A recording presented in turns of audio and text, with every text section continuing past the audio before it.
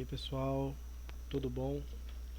Tô gravando esse vídeo aqui para poder repor as aulas que eu não postei dos dias 10, 11 e 12.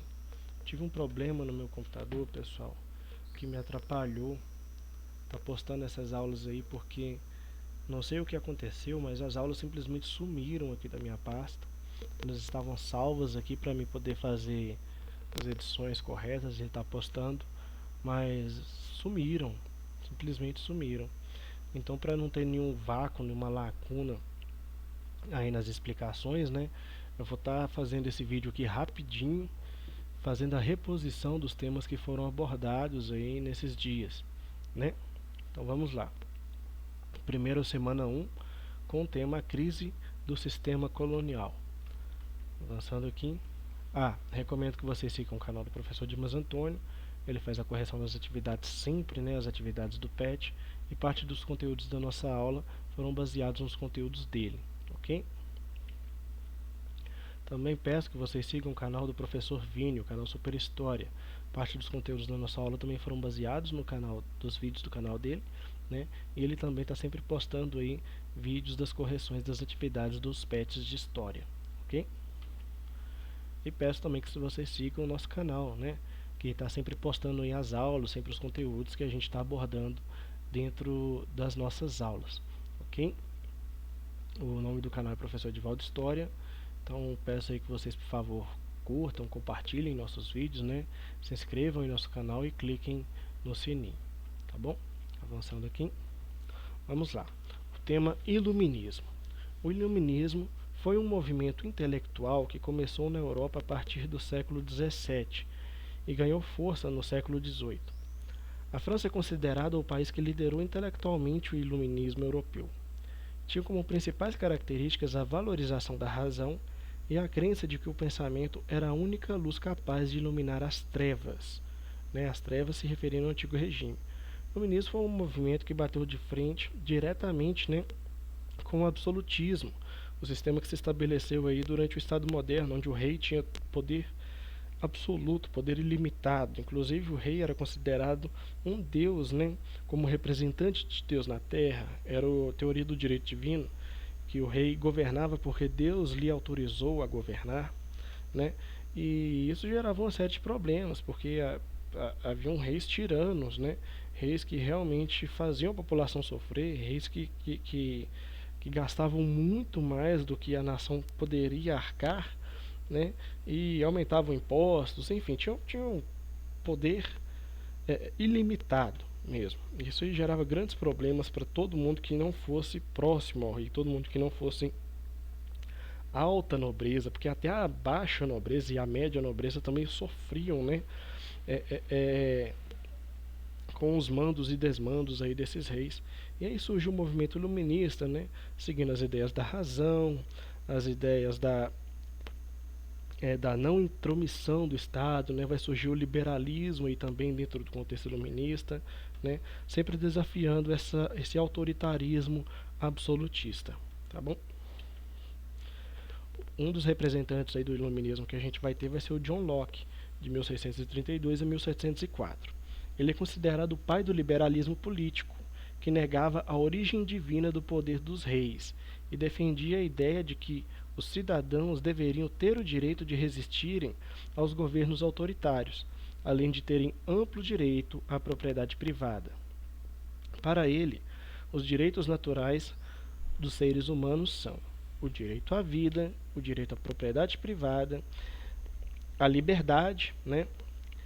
E o direito à liberdade. Esses direitos aí, né, são os chamados direitos inalienáveis, que deveriam ser garantidos pela lei, que todo mundo já deveria nascer com esses direitos, e esses direitos não poderiam ser tocados por nenhuma autoridade, por nenhuma política do Estado, ok? E John Locke é aí considerado o pai do liberalismo político.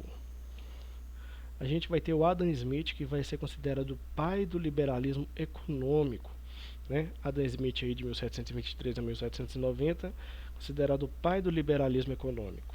Ele defendia que o mercado era controlado por uma mão invisível, regido pela lei da oferta e da procura, em que quando há mais procura do que produção, ou seja, há mais gente querendo comprar do que produto à venda, o preço sobe.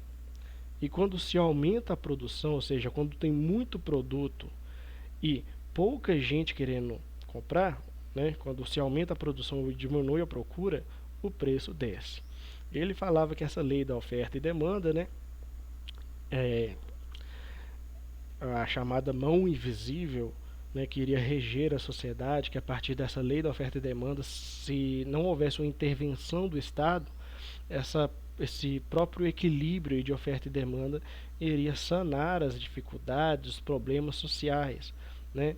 Encurtar as distâncias sociais, as pessoas teriam mais chance de crescimento, oportunidade de crescimento, né? Então, assim, as ideias do liberalismo econômico foram muito importantes dentro do período, do contexto, né, absolutista. Realmente, é, é, a autoridade do rei estava carecendo aí de uma resistência, de um posicionamento, de algum movimento que batesse de frente, né, com com essa autoridade desregrada, né, que era exercida pelos reis aí. Mas a gente tem que pensar muito sobre essa questão do liberalismo econômico, como ela é defendida até hoje, né, dentro do nosso contexto democrático, onde muitas vezes se omite que as crises, as maiores crises do capitalismo, né, elas se deram dentro de contextos onde ocorreu um liberalismo, ocorreu um desregramento, né, uma não intervenção estatal, um não controle estatal, que simplesmente fechou os olhos para circunstâncias que foram se desenrolando e gerando cenários de crise, né? Cenários assim que nitidamente iam estourar uma crise, iam eclodir em alguma crise, iam eclodir de alguma forma em uma exigência do Estado de uma intervenção estatal, que acabou acontecendo sempre, né? O Estado sempre acaba tendo que intervir para tentar reverter essas crises, só que essa intervenção ela não acontece de uma forma satisfatória, de uma forma prazerosa, não. Ela sempre acompanha é, corte de direitos, né? Cancelamento de, como é que eu posso dizer, é, uma série de dificuldades, aumento de impostos, né? Tudo em busca aí de alguma forma tentar aplacar o crescimento dessas crises, né? Então, não estou falando que o movimento liberalista não é importante, é muito importante, né? É importante que todos nós conheçamos o liberalismo, justamente para entender até onde que ele é aplicável e até onde que ele é só um discurso que busca uma via que leve alguns poucos ao poder, né? E alguns poucos mesmo. Então vamos lá. Mercantilismo. Mercantilismo, pessoal, vai ser o sistema que vai suceder o feudalismo, né, dentro da Europa. Quando o feudalismo ele entra em colapso, né, devido ao crescimento do comércio, ao surgimento da burguesia, né, e alguns outros fatores, como a criação da imprensa, as cruzadas, né, a reforma protestante, não exatamente nessa ordem, tá bom? Mas são alguns fatores aí que vão influenciar um fortalecimento do poder do rei, uma hipervalorização do comércio, né, que priorizasse alguns princípios como o princípio do protecionismo, o princípio da balança comercial favorável, né, o princípio da busca por matérias-primas através de um colonialismo, né? Então, é isso aí, o mercantilismo. Vamos lá. O conjunto de ideias e práticas econômicas desenvolvidas pelos Estados europeus na Idade Moderna, entre os séculos XV e XVIII, como forma de assegurar o crescimento político e econômico e fortalecer as classes e grupos ligados a monarquias. O Estado passa então a intervir diretamente na economia. E é justamente contra o mercantilismo, contra essa intervenção abusiva do Estado na economia, que o liberalismo vai surgir, né, como uma via de questionamento, de resistência aí. Ok? Vamos lá.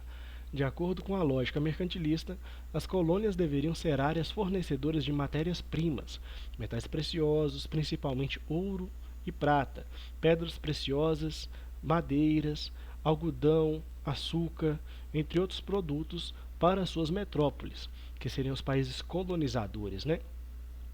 A preços baixos sempre, né? E deveriam comprar delas os produtos industrializados a preços elevados. Isso aqui, pessoal, representa uma das características principais do mercantilismo, que é o metalismo, né? O acúmulo de metais dentro do território nacional. Quanto mais metal precioso, quanto mais ouro, quanto mais recurso, quanto mais recursos esse país acumular dentro do seu território, mais rico ele vai ser considerado dentro do contexto econômico mundial, ok? E para facilitar, para garantir, viabilizar o alcance desse objetivo, vai surgir o Pacto Colonial. O Pacto Colonial é o seguinte, pessoal, ele vai ser baseado em 2 ou 3 eixos, né? Em 3 eixos a gente consegue ilustrar ele melhor. A colônia, vamos usar o exemplo do Brasil, né? O Brasil era a colônia de Portugal. Portugal seria a metrópole do Brasil, ok? Vamos imaginar aqui, ó. A colônia, tudo que a colônia produz, os produtos tropicais aqui da colônia, né, do Brasil, eles só podem ser vendidos para Portugal. Só pode ser vendido para a metrópole. Não pode vender para mais ninguém. Então, como só tem um comprador, esses produtos vão ser vendidos baratinhos aqui para a metrópole, né? A metrópole ela vai estar com esses produtos em mãos e ela vai revender esses produtos para outros países da Europa, né? Portugal vai vender para a França, para a Inglaterra, para tudo quanto é país, né? E vai vender a um preço bem mais elevado do que o preço que ela comprou da colônia, né? Ou seja, a metrópole vai lucrar, ela vai estar no centro do lucro aqui desse processo, ok? E vamos imaginar aqui, ó, a colônia ela só pode vender para a metrópole, mas ela também só pode comprar da metrópole. Então vamos imaginar que o Brasil está precisando, vamos imaginar aqui que eu sou um colono no Brasil, estou precisando de um sapato. Esse sapato, eu não posso comprar o sapato da Inglaterra, que é industrializado e está fazendo sapato, vendendo sapato bom e barato. Não, eu tenho que comprar o sapato de Portugal, né? Só que o sapato de Portugal vai ser um sapato mais caro, por quê? Porque ele vai comprar o sapato de outros países da Europa, por exemplo, ele vai comprar o sapato lá da Inglaterra, vai comprar um sapato mais barato, né? E depois vai revender aqui para mim no Brasil. Só que é um preço muito mais caro, né? E no final das contas, tanto na venda quanto na compra de produtos pela colônia, a metrópole sempre sai lucrando, ela sempre sai ganhando. E ela alcança o objetivo do metalismo, ele alcança o objetivo do mercantilismo, né? Que é acumular recursos dentro do seu território e alcançar aquele ideal de enriquecimento mercantilista, tá bom? Monopólio comercial, pessoal. O Estado, no caso o poder real, concedia aos grandes comerciantes e banqueiros, à burguesia, o direito de explorar a venda de produtos agrícolas através das companhias de comércio. As mais importantes foram as companhias das Índias Orientais, que traziam produtos da Ásia, e a Companhia das Índias Ocidentais, responsável pelo comércio com as Américas.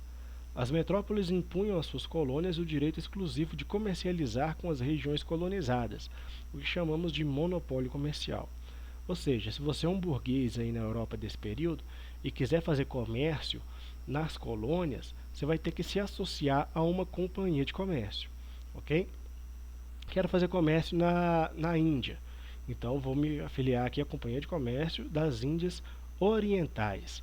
Ah, quero fazer comércio na América, então vou me afiliar aqui à Companhia de Comércio das Índias Ocidentais, ok? Então é assim que funciona. Por isso que se fala em monopólio comercial. Somente aqueles que estão filiados a essas companhias que vão ter autorização de fazer comércio, né? E comércio nessas colônias. E quem fizer comércio nessas colônias sem estar afiliado a essas companhias de comércio, ele vai estar fazendo contrabando, ele vai ser combatido, ele vai ser, né, censurado e penalizado de todas as formas que for possíveis, né? É isso aí que é a ideia do monopólio comercial. O caso do Brasil. No caso específico do Brasil, tínhamos algumas fábricas, como as manufaturas de tecido, e alguma metalurgia de ferro. Em 5 de janeiro de 1785, a rainha de Portugal, Dona Maria I, assinou um alvará determinando que todas as fábricas e manufaturas fossem extintas e abolidas do Brasil. No pleno final do século XVIII, quando as ideias do liberalismo econômico já eram defendidas, esse alvará foi uma tentativa de reforçar as práticas mercantilistas. Ou seja, o Brasil, ele não pode ter metalurgia, ele não pode ter produção própria, porque se tiver produção própria, como é que ele vai comprar os produtos de Portugal? Por que eu vou comprar um produto de Portugal que é caríssimo, se eu posso fazer esse mesmo produto aqui dentro do meu território mais barato, né? Então, por isso que Portugal vai proibir as manufaturas, as metalurgias aqui dentro do nosso território, né? E vai fazer isso numa época, justamente nessa época, em que as ideias, né, os livros desses pensadores liberais aí, estavam se espalhando, estavam chegando, né, inclusive aqui no território do Brasil. Então, justamente para impedir o avanço dessa onda liberal, que a rainha toma essa medida, né, implanta esse alvará de proibição às manufaturas, às metalurgias, né, aos meios de produção nacionais, aos meios de produções internos, né, porque ainda não havia um conceito de nação. O Brasil era uma colônia, né? Para reforçar mesmo essas ideias mercantilistas contra os ideais liberais que vinham se popularizando aqui, ok? O mercantilismo versus o liberalismo. O mercantilismo impunha um monopólio comercial às suas colônias nas Américas. As restrições eram contrárias aos interesses dos capitalistas europeus, principalmente ingleses, que desejavam vender seus produtos diretamente para os consumidores que viviam fora da Europa. Então o liberalismo ele vai começar a ser adotado principalmente na Inglaterra, né? Porque na Inglaterra vai surgir o processo que a gente chama de Revolução Industrial. E a Revolução Industrial a gente vai ter uma maior produção a um preço muito mais barato, né? E com esse aumento na produção, vai haver também uma necessidade de ampliação do mercado inglês.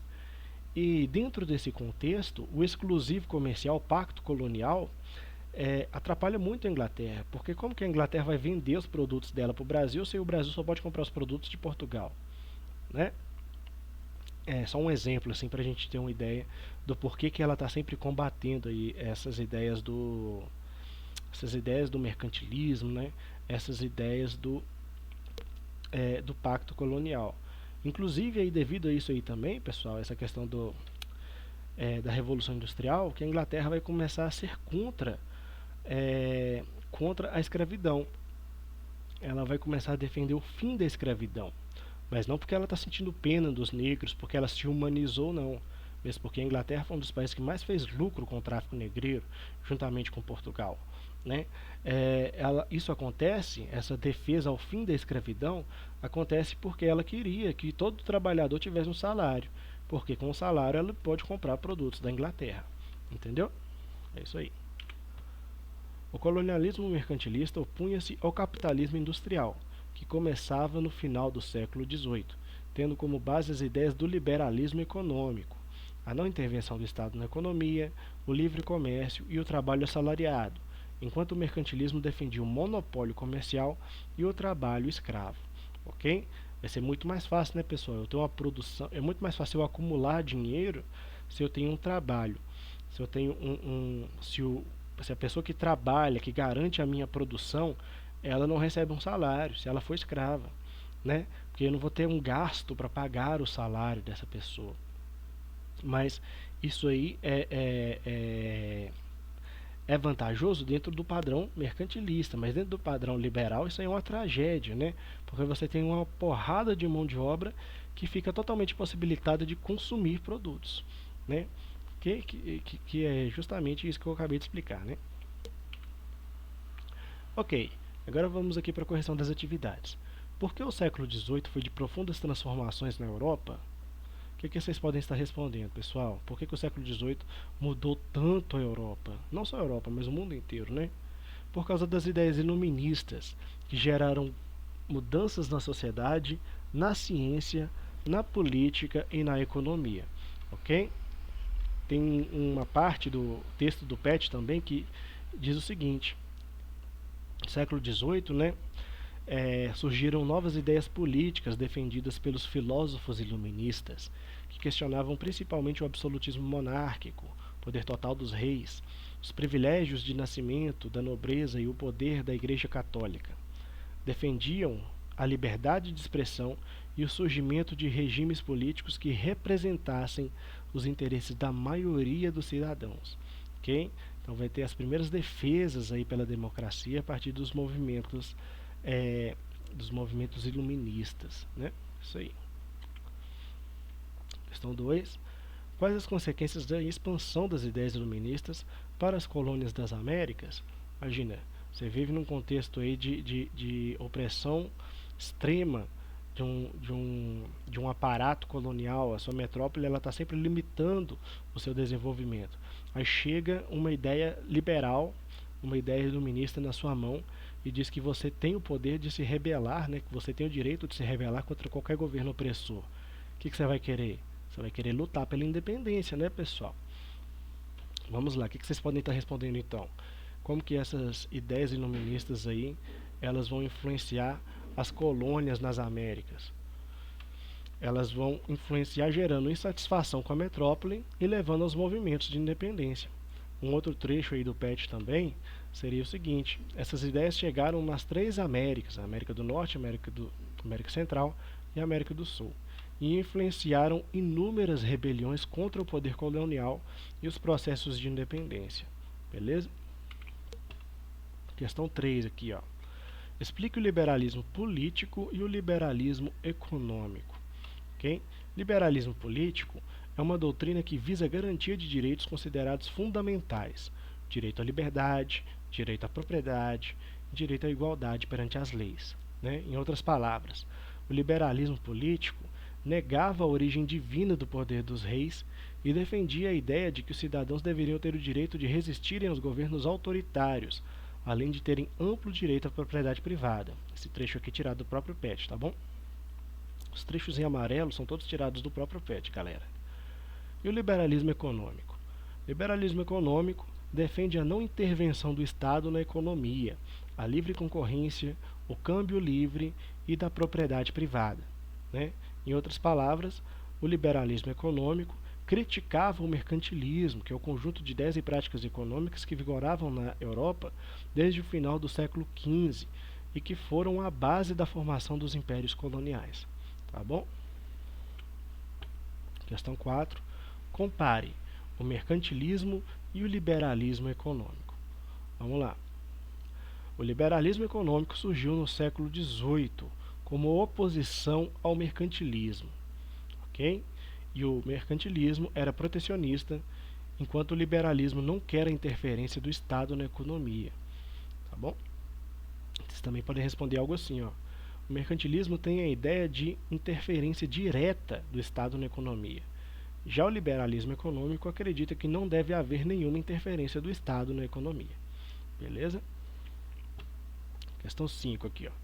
O que é monopólio comercial? Monopólio comercial, pessoal, é quando uma única empresa comanda um mercado específico e compete somente a ela fornecer determinado produto ou serviço. Nesse tipo de modalidade, os preços são altos porque não existe concorrência. Vocês também podem responder algo assim, ó. Monopólio comercial ocorre quando somente uma empresa comanda um mercado específico e compete apenas a ela oferecer determinado produto ou serviço. Isso aí já estaria correto, ok? Aqui a questão 6. Por que o alvará de Dona Maria I reforçou as práticas mercantilistas adotadas por Portugal no Brasil? O que a gente pode estar respondendo aqui, pessoal?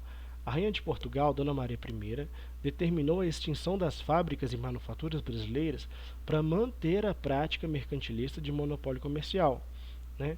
Ou seja, foi uma forma de reforçar as práticas mercantilistas. Beleza? Questão 7.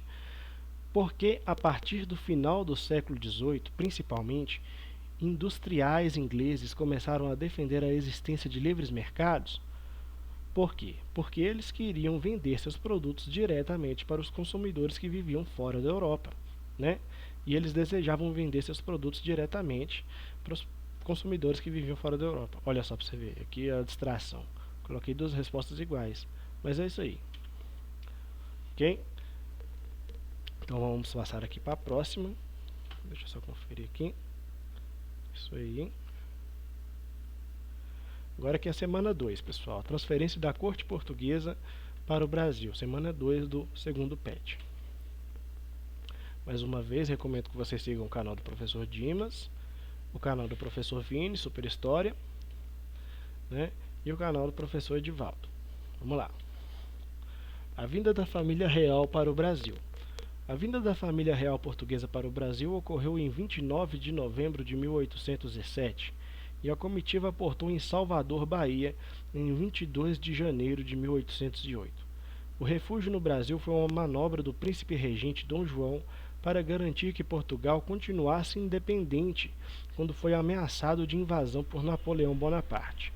Para garantir o êxito da transferência, o Reino de Portugal teve o apoio da Inglaterra, que também auxiliou na expulsão das tropas napoleônicas. Okay? Então Napoleão Bonaparte está lá fazendo guerra, né, ocupando vários territórios da Europa e entrando em guerra com a Europa. Com a Inglaterra, né? E tentou invadir a Inglaterra, não conseguiu, porque a Inglaterra ela tinha uma marinha muito forte e ela é uma ilha, né? Vocês já devem ter visto no mapa. E aí Napoleão, muito contrariado, não conseguiu invadir a Inglaterra, ele implanta o chamado bloqueio continental. E a partir de então, qualquer país que fizesse comércio com a Inglaterra ia estar declarando guerra à França, né? A França, o Império Francês, que era então governado por Napoleão Bonaparte. Portugal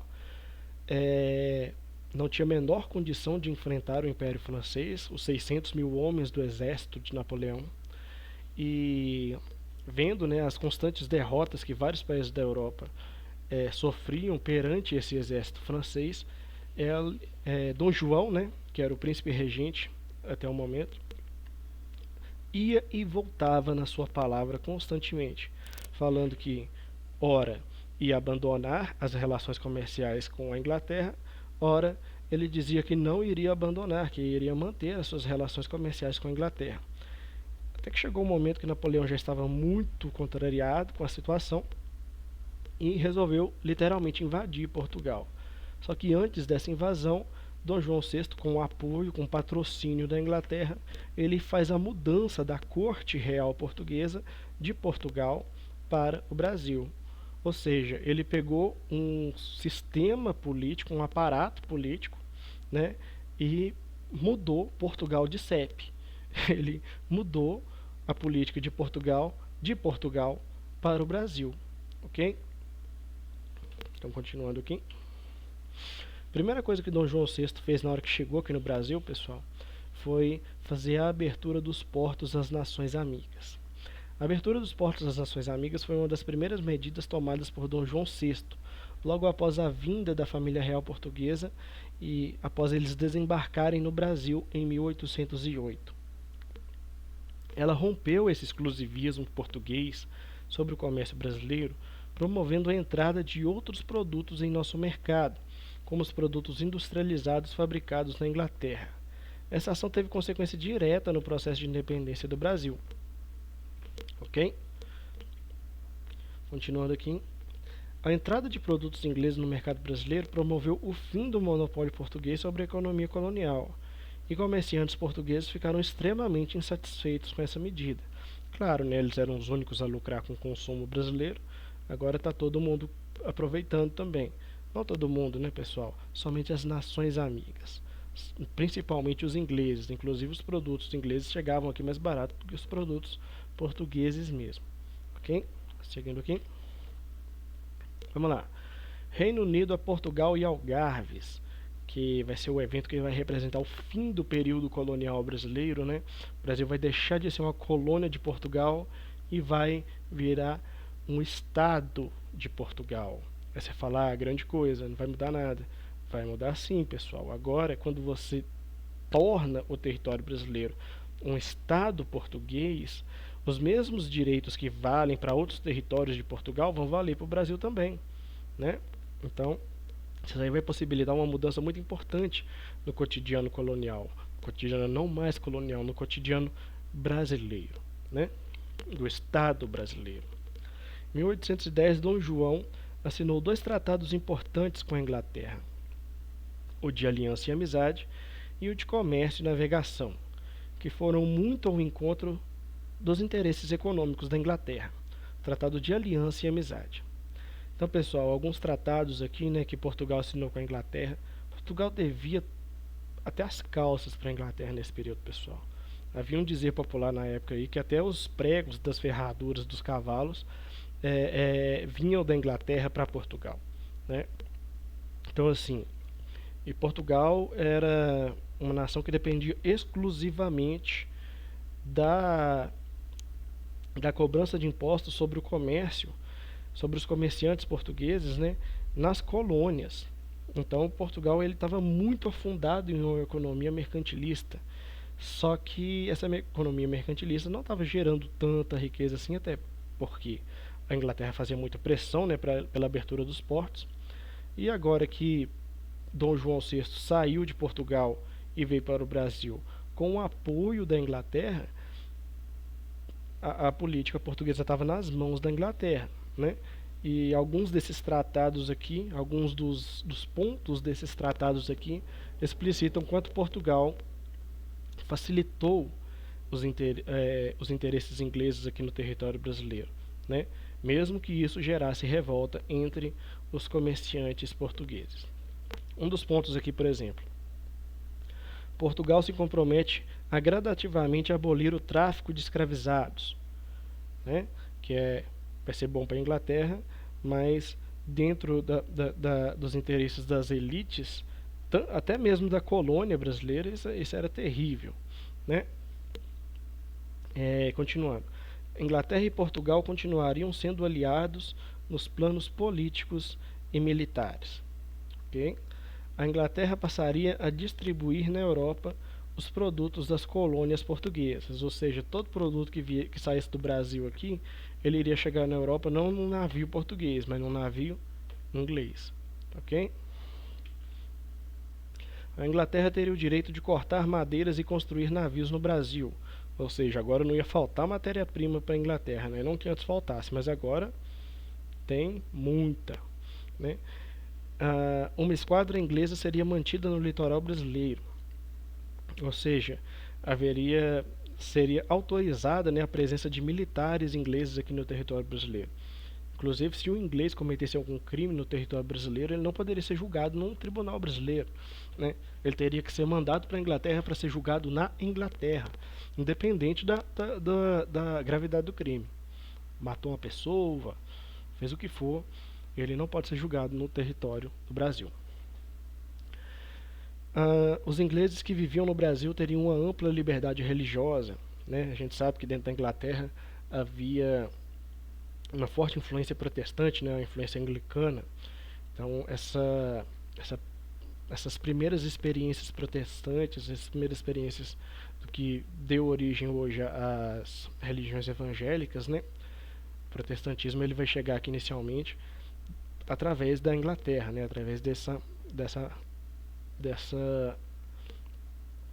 acordos aí que facilitaram a vida da Inglaterra aqui no território brasileiro após a vinda da família real. Okay? E militares ingleses continuariam usando a Ilha da Madeira como ponto estratégico. Okay? Ponto estratégico aí, tanto comercialmente quanto militarmente. Avançando. Tratado de Comércio e Navegação. Ele reduziu as tarifas alfandegárias para as mercadorias inglesas de 24% para 15%, uma tarifa menor do que seria cobrada nos comerciantes portugueses, de 16%. Ou seja, os produtos que eram vendidos aqui, os produtos ingleses que eram vendidos no Brasil, eles saíam mais baratos que os próprios produtos de Portugal que eram vendidos aqui, né? E os produtos de outras nações, né, pagariam um imposto de 24% para entrar no Brasil. Ou seja, se você quisesse um produto barato, você teria primeiro o produto inglês, depois o produto português, depois o produto de outras nações. O que, pessoal, dentro do contexto da época já estava ótimo. Se a gente for pensar que o Brasil só poderia fazer comércio, só poderia comprar produto de Portugal, né? Então aí já melhorou bastante. Avançando. Aqui a questão 1. Artigo 5º. O comércio de mercadorias inglesas é proibido e qualquer mercadoria pertencente à Inglaterra ou proveniente de suas fábricas e suas colônias é declarada boa presa. Olha só, quem escreveu esse texto aqui? Napoleão Bonaparte, né? Esse é um excerto do bloqueio continental. Então a gente já sabe aqui que ele está falando, né, de medidas, de estratégias para poder prejudicar a Inglaterra. Então vamos lá, qualquer navio que for pego e for um navio inglês é considerado agora propriedade de França, propriedade de Napoleão. Artigo 7º. Nenhuma embarcação vinda diretamente da Inglaterra ou das colônias inglesas ou lá tendo estado desde a publicação do presente decreto será recebida em porto algum, ou seja, ninguém pode comprar mais nenhum produto que vem da Inglaterra ou de alguma colônia inglesa, né? E o artigo 8º, qualquer embarcação que, por meio de uma declaração, transgredir a disposição acima, será apresada e o navio e sua carga serão confiscados como se fossem propriedade inglesa. Ou seja, se eu desafio o bloqueio continental e levo o meu navio para fazer comércio com a Inglaterra, mesmo fora dos portos, e eu for pego, tudo aquilo que eu comprei, independente de eu ser inglês ou não, eu vou perder. Eu vou ser tratado como se eu fosse um inglês dentro da política aí do bloqueio continental. Então vamos lá.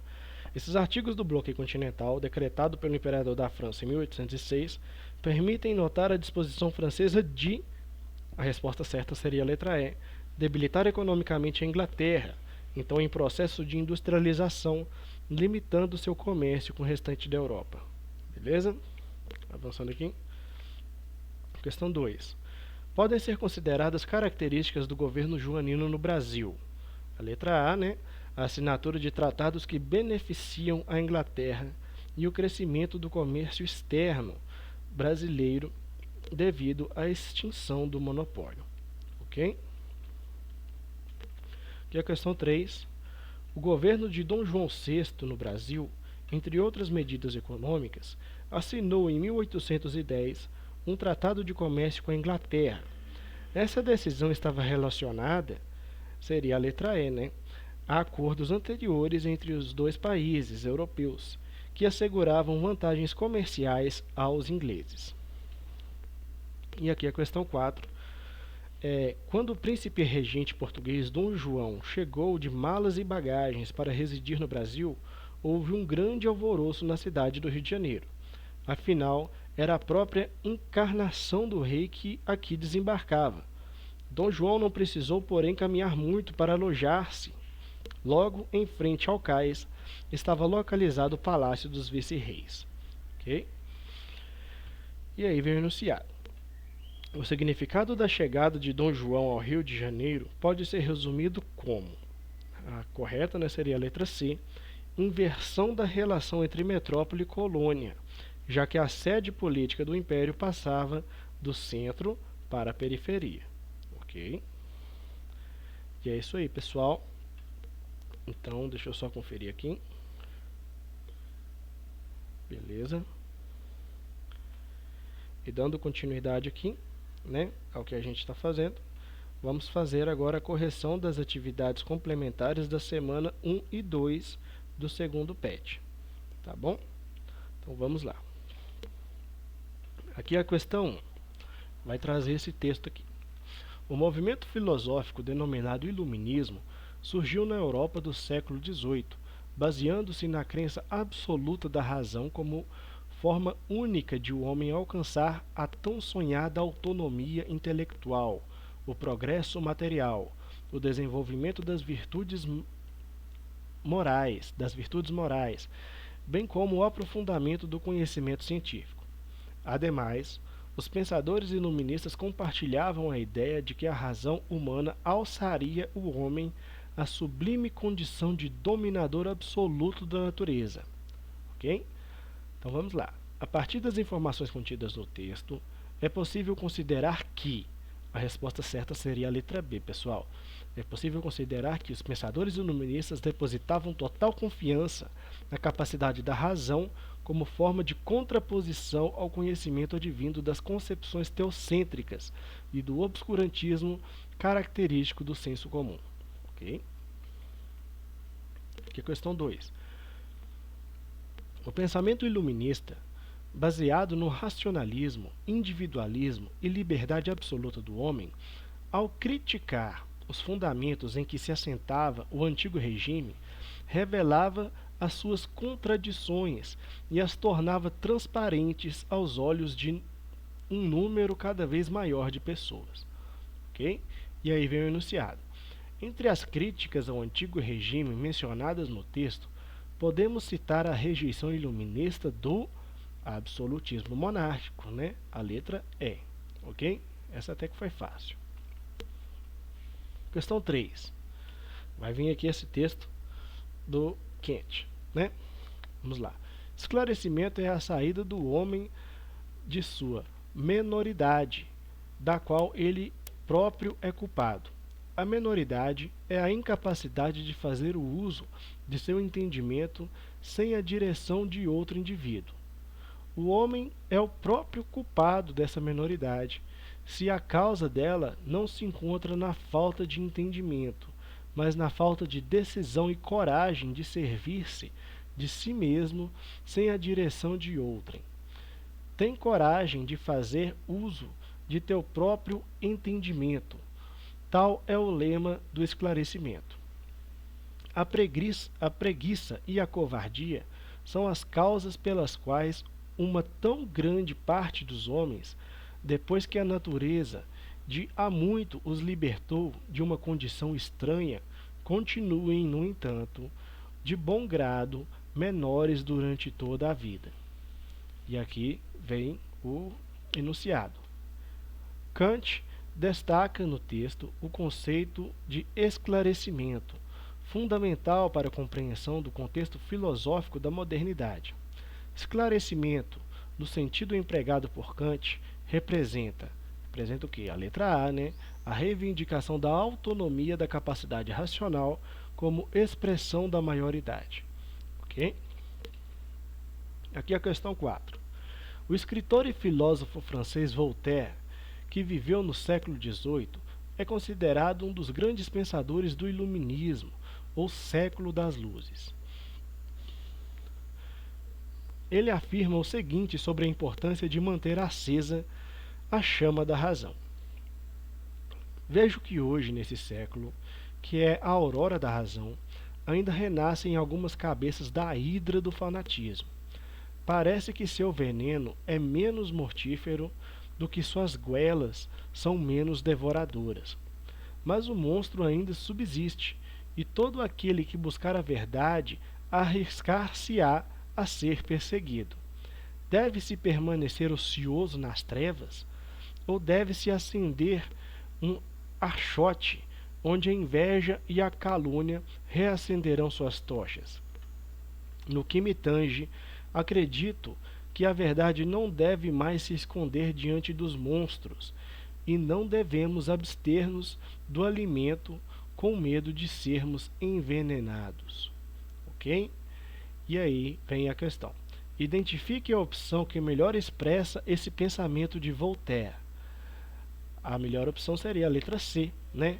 Aquele que se orienta pela razão e pela verdade deve munir-se de coragem para enfrentar o obscurantismo e o fanatismo. Ok? E aqui a questão 5 é o texto de Montesquieu.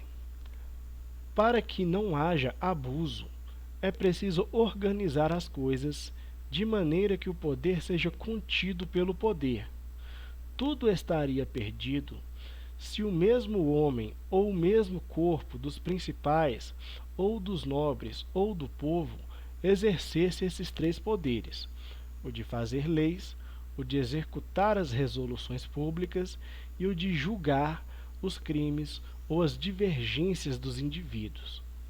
Assim, criam-se os poderes legislativo, executivo e judiciário, atuando de forma independente para a efetivação da liberdade, sendo que esta não existe se uma mesma pessoa ou grupo exercer os referidos poderes concomitantemente. Ok? E aí vem a questão. A divisão e a independência entre os poderes são condições necessárias para que possa haver liberdade em um Estado. Isso pode ocorrer apenas sobre um modelo político em que haja. A resposta certa seria a letra D, o estabelecimento de limites aos atores públicos e às instituições do governo. Ok? A número 6, e a número 6 aqui, né?